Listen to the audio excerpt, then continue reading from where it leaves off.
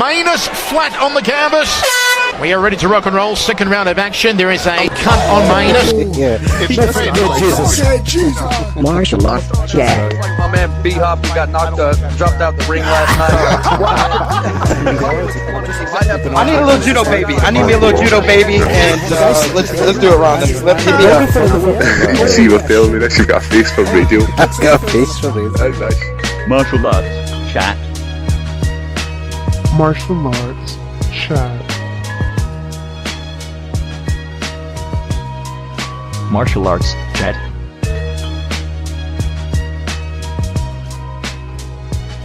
Martial arts chat. My jiu-jitsu is my bread and butter.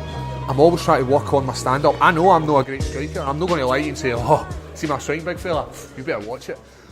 I'm good, but it's hard to improve when you're up against elite strikers. It's hard to improve, and it's more sparring and sparring and sparring. You still can't even replicate that fight night feel. Just keeps touching me.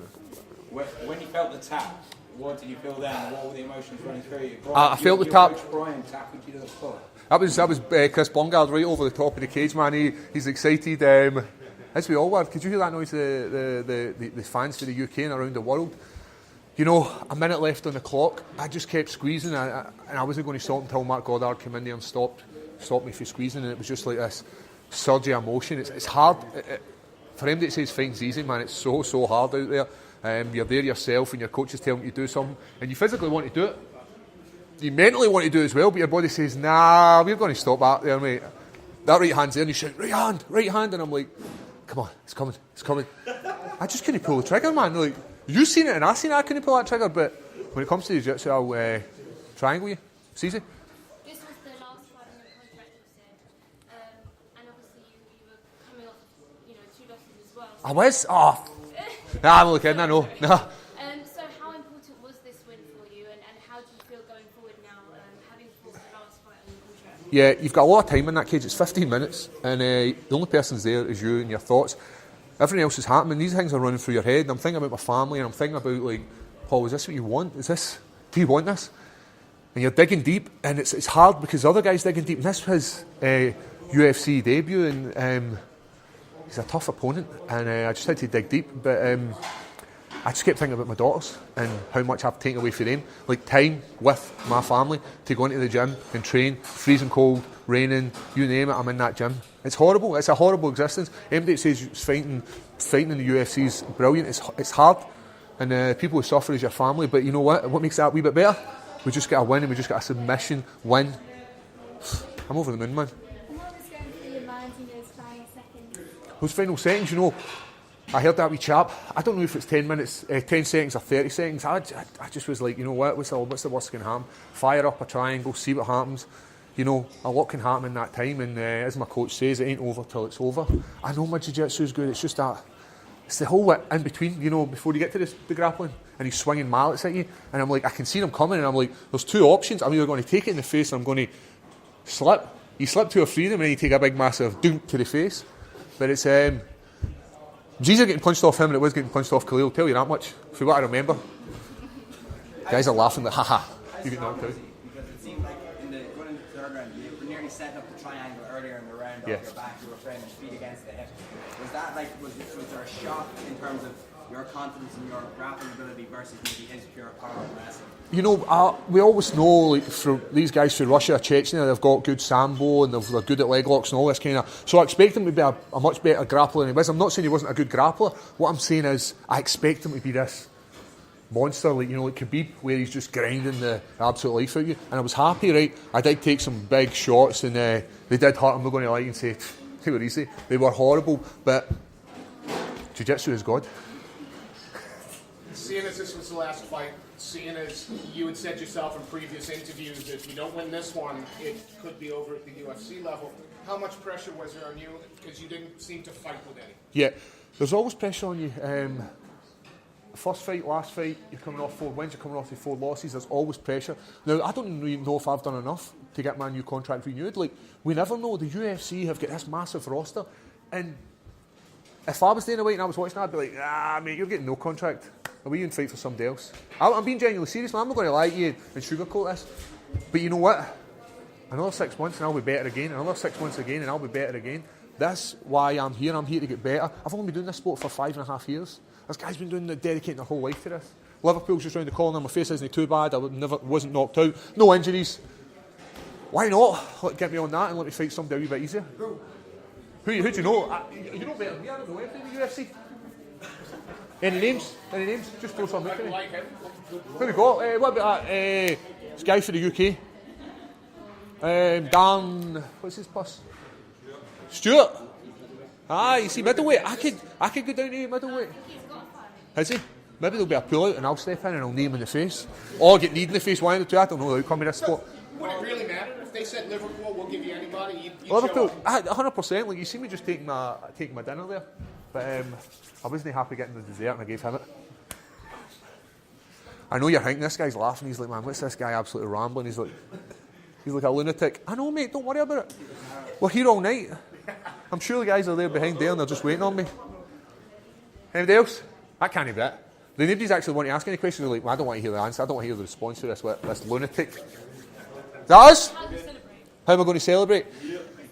Oh, I'm going to take the daughters to Disneyland. I promised them I would take them to Disneyland. My youngest daughter, Maya, she loves princesses. Now, I couldn't think anything worse than going to Disneyland. I don't like queues, I don't like flying, I don't like people, I don't like all that kind of stuff.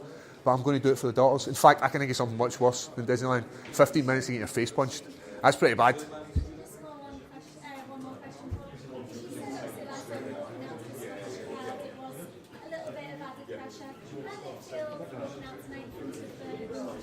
For some reason I was focused. We were so focused backstage, we were intensely focused. And when you've got so much riding on it, like, we know what it's like, 2 losses, contract renewal, there's all these kind of things. I just watched Mark loss as well, and like I know my coach is like, don't watch that, we don't need that emotion. I've still got a lot of love for Big Mark, and it's hard to watch your teammate, training partner, all these things lose, and the same for Stevie Ray, man. It's horrible, man. I want everybody to do well, but I'm glad Danny Henry got his submission victory. I'm sure he's got enough footage to actually get a cohesive sentence for me. There must be some. This guy's loving it. He's like, man, what's going on? You miss your name, man? Miss your name? Go on, tell me your name. I'm here to Tuesday. What's your name? Big guy, talk to you. Carol, how you doing, mate? You're loving life, mate. You're just pissing your fillies, mate. Yeah, it's you know, the fans are great and I love them. You know what's most important is teammates. There's guys who dedicate so much time to me, like Rustam, who's helping me spar, my coaches, Brian Lawrence, teammate Chris Bungard. You know, big man. The fight was cancelled a few nights ago. Chris Bungard went away down, checked his weight. We sent the email to the UFC saying, Chris is like, I'll fight him. Like, the guy's always ready. You know, if it's no UFC, he's going to fight anywhere and he'll fight anybody.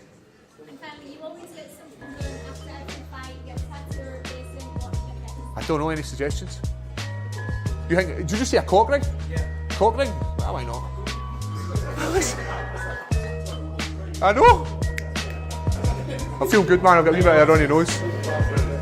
We're all good, man. Thanks very much, man.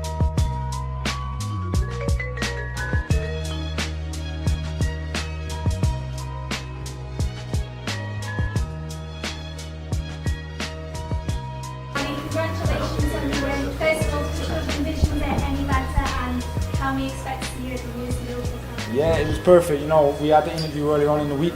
I told you every time I was shutting my eyes before I go to bed at night and go to sleep, I was visualising that finish. And we worked on it, you know. Back at home in the gym at Hard Knocks 365 in Florida, there's been certain things tactically that we wanted to do towards that fight as far as counter shots, and like I say, it just come together.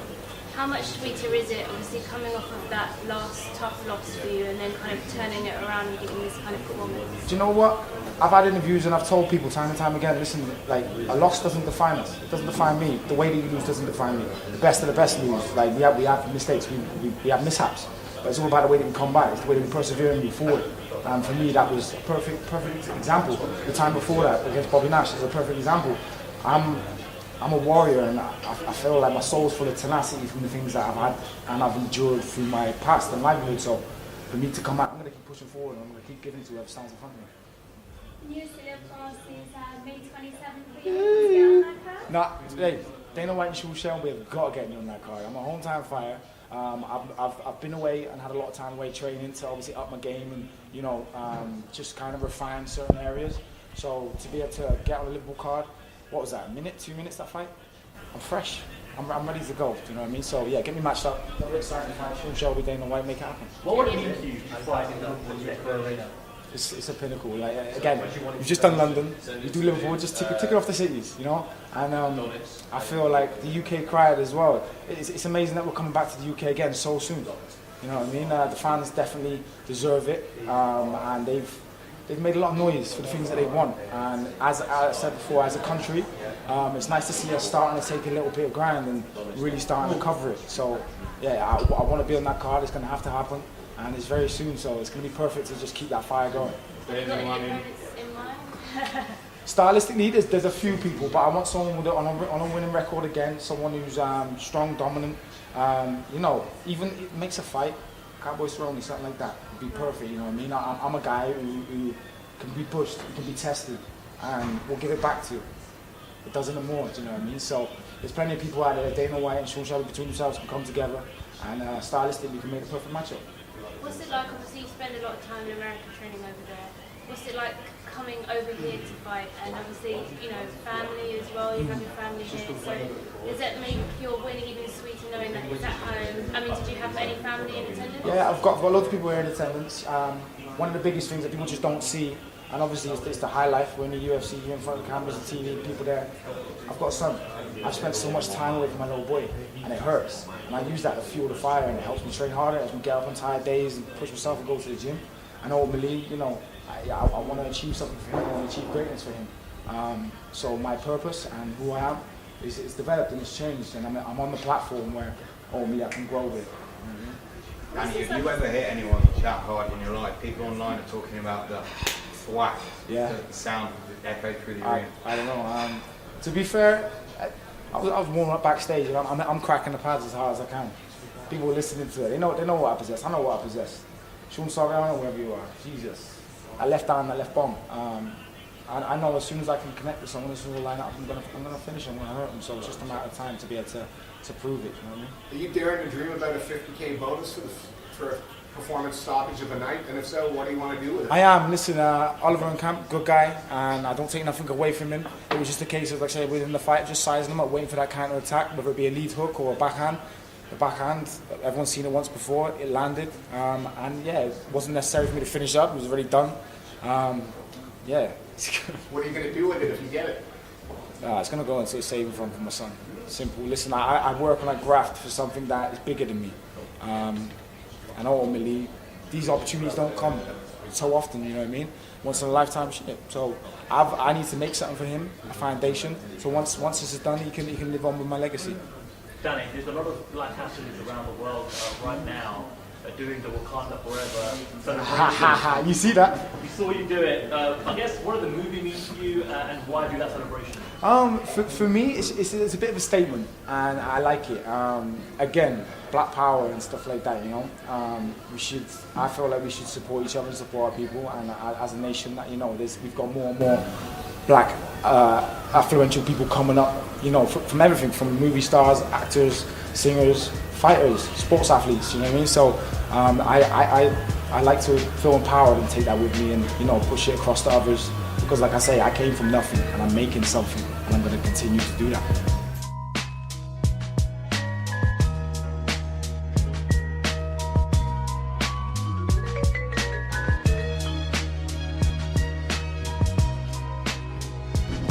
IQ and mine's the same, and I know my fight IQ is higher than her, and I know I can outsmart him and come with the knockout. I don't want to beat him over 5 rounds, I want to knock him out, I want to devastate his life. Will you walk out to You'll Never Walk Alone?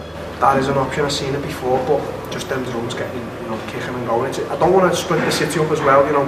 It's such a football city, you got Liverpool and Everton. I don't want to split the city, you know, the Everton fans, if they're going to be there, stand there like, oh, we have to listen to this. Everyone knows me trademarks. Phil Collins in the air and them drums at the Echo Arena.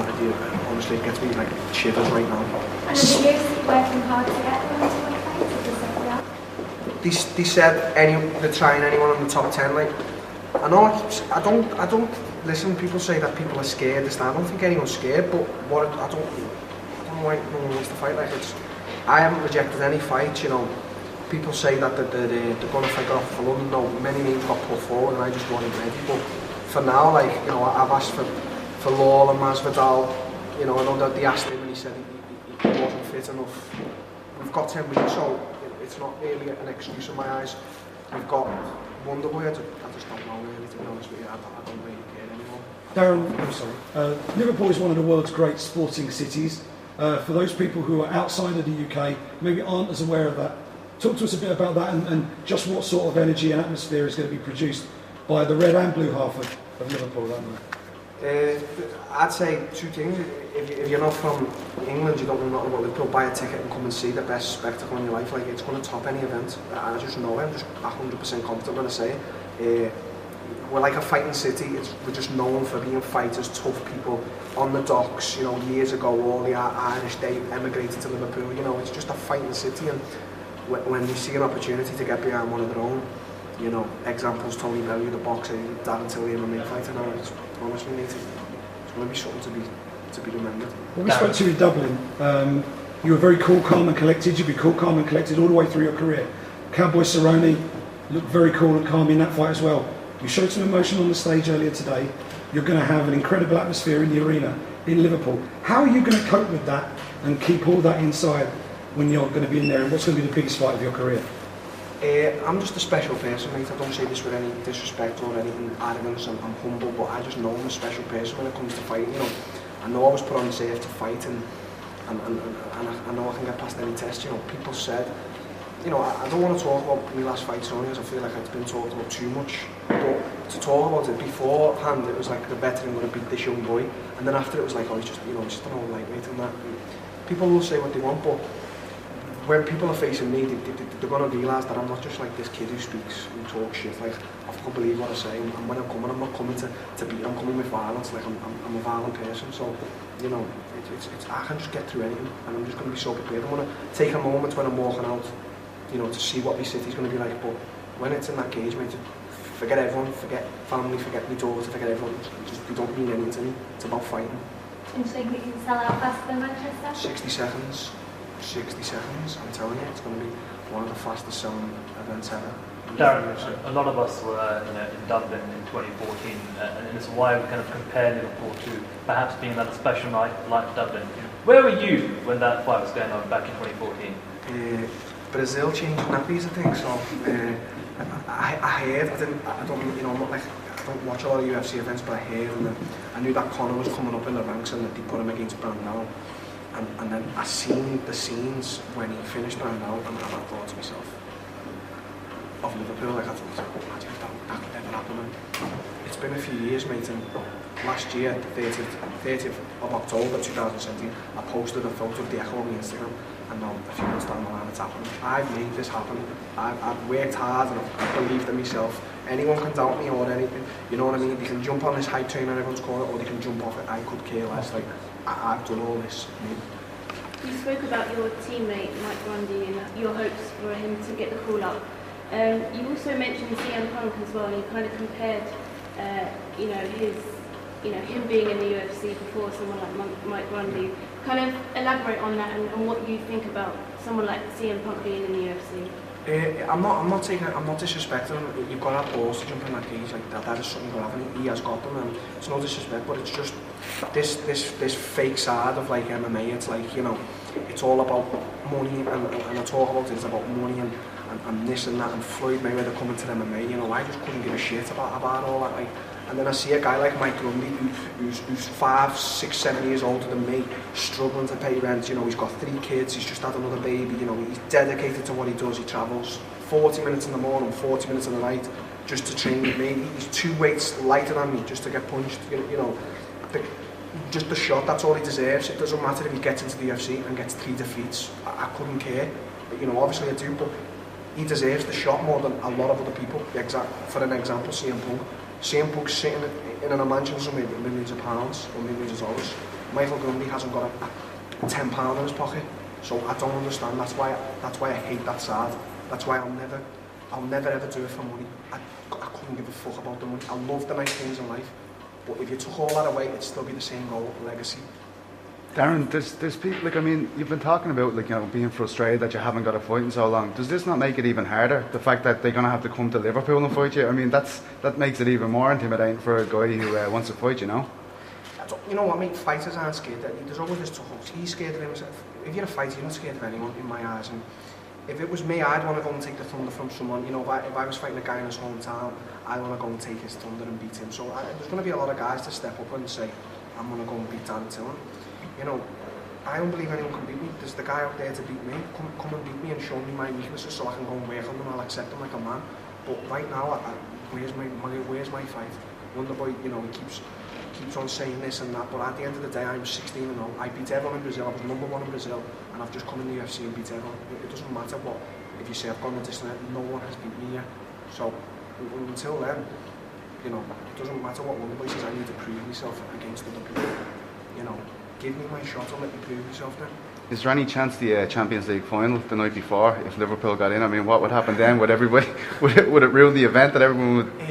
I just think there'd be more. I don't know. You see, this is what I mean. Like Liverpool people, they're scary. They're unpredictable. So I think it'd be a great buzz in the city. Also, you know, in my eyes, the hero, the legend from Liverpool, Steven Gerrard, and I want to be that in fighting, combat sports. There's a lot of boxers there, obviously, but you know, it's just this can't be put into the time I want for you know. Darren, what does a roadmap to the title look like for you? Obviously, you get a big win in Liverpool, that's going to catapult you right up there. How long, how quickly, how many more opponents? I will be champion. I know I will be champion. That belt will be mine. But I'm not going to sit here and disrespect anyone who's worked hard enough to get into, you know, a spot, a chance at the title or the champion. You know, sometimes I get tweets, people saying you need to just fight for the title. You know, you've got to earn that right. And I would never sit here and disrespect the champion like that. He's worked hard all his life to get there. So, you know, if I beat Wonderboy in Liverpool, I'm still not going to get on that mic and ask for that title.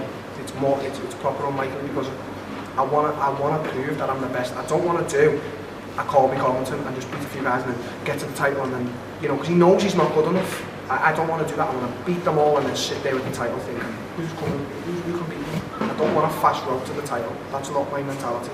I want to prove I am the best. And along the way, if I get beat, so what? You iron your fight with Wonderboy. Wonderboy's literally just done an interview with BJPen.com and he said that his hand still isn't healed and he doesn't know if it'll be healed in time. Who's the number 2 on your list if that kind of fight? I don't know. We've all got injuries. You know what I mean? Like I fought in the cowboy fight with a torn ACL. You know, we've all got injuries. So I don't. You know, my hands are quite broken at the moment. But you know, I've just said Masvidal. You know, I asked for him. And he said he was up for it, and then he said, you know, he might be a bit unfit. You know, I understand. He's a guy coming. He wouldn't give 2 shits about coming to my hometown to try and beat me. And he's not a guy who's going to come and, you know, quiver away. He's going to try and take my head off as I am going to do to him. So I've said Masvidal no. It's safe to say you want to be as active as possible this year? Yeah, I do. Yeah, I do like fighting a lot, but. The one thing that I do know, this is with my coach, is, you know, he wants me to always be at perfection, 100%. So when the London card got announced and everyone was saying Darren Till for the main event, I said to my coach, listen, I'm okay, I can do this. And he was like, you've got 5 weeks, you're not ready, you're a fat piece of shit, you've been eating this, that, the other. So I said, okay, coach, you know, he's not just a coach to me. I said, fine. So, you know, I want to fight 3 times this year, 4 if I can, if I'm fit all the time. I just want to fight. The title will come. I want to be the best. Darren, since you're getting such a big prospect now, like such a big event in Liverpool for this, and it's not for a title, due to your links in Brazil, in a weird situation where maybe Dos Anjos does become the champion, what would you like to think about fighting him for that title in Brazil, as a guy who forged his whole professional career there? Yeah, obviously the Brazilian people have took me in as one of their own. You know, I stayed there for 4 years and I made a big name there. You know, I speak the language. I've got a Brazilian daughter. You know, everyone knows. I don't believe Dos Anjos can beat Woodley to get the title. I don't believe that, but if possible, yeah. Like, you know, it'd just be as big as Liverpool. It's just because this is going to be huge for you, and like similar to what happened with Conor in Dublin, people assume that his scale would end up in him fighting for a title in Croke Park. But is it realistic that you could fight for a title in Anfield? Yeah, of course. Listen, I'm sitting here now and the UFC's coming to Liverpool. They were meant to come 10 years ago when I was 10 or so. They were meant to come, I was 15, you know. for Terry. He never came, and I'm sitting here now and they're coming. They're not coming for anything else, they're coming for me. Without sounding arrogant, they're coming for me. That is why Dana White has, has asked for this and I've asked for it. And anything's possible. Anfield, 56,000 people. And I know, do you know what, confidently again, I could sell it out. I know I could. That wouldn't even be a worry. How much of an inspiration how much of an inspiration have the previous generation of Liverpool fighters, Terry Etim, Paul Sass, how inspirational have they been to you as you've gone on in your career? Well, I came into Team Carbon when at that point it was the best gym in Europe, considered. They had 6 UFC fighters, they had Terry, they had the Paul Sasses, Paul Kellys, and I just came in and I was a piece of meat. They tried to break this young 17-year-old kid, and I was like, you're not going to break me, I'm going to be the top dog in here soon. And I looked up to them every day, getting special tuition from Colin, and I was like, one day I will get that. At the time I was on tag, I could only train them all. I was on a tag from the police 6 months, and I could only train them all, and I was like, one day you're going to see, one day. And now it's not even, I'm not fighting in the UFC, it's coming to me hometown. Have you spoken to Dana about this yet? What did he say about UFC? I messaged Dana and he spoke to me. He was meant to call me and that, but I was speaking to Mark before, and Mark just said he's just over the moon. That's what he wanted, that event there, you know what I mean? And I've got kids and grandchildren, and their mates are going to say, oh, your dad was that until, and yeah, he made history at the Echo Arena. Darren, you say that you left Liverpool to go to Brazil, we all know the story. So is it a little bit surreal that it is you that is bringing the UFC to Liverpool, given your history with leaving and coming back? Yeah, I've never fought professionally MMA in Liverpool, so yeah, I've left. I was like this 17-year-old, talented, I used to work hard kid who just got into trouble, I ended up in the hospital. Everyone knows the story, I ended up in the hospital and nearly died, getting stabbed. And now to come back and the whole focus just be on me, no one's going to be thinking about my opponent. The eyes are on me, saying it humbly and without sounding arrogant. That is my event, that is my moment. It doesn't matter if I go on to do anything, fight at Las Vegas or whatever, which is dreams as well, but nothing can top it at 25, I got kicked out of 3 schools, and I always remember just defying everyone, my mum and everyone saying, listen, don't tell me what to do, I'm going to be a fighter, and I'm going to be a top fighter. And now at 25, it's never been done, and I'm doing it. I can't take it away enough. How are you going to hook up all your friends and family with tickets? Because they're going to be used. Before hasn't stopped me, honestly. As many tickets they give me, I'll buy them happily, or if I get them free, I just want to give them to the people who've been there from the start. You go through life and you see the same people who actually believe what you're saying, and the people who've been by your side. And tickets is going to be hard to get, mate. 60 seconds. Thank you, Darren. Patience.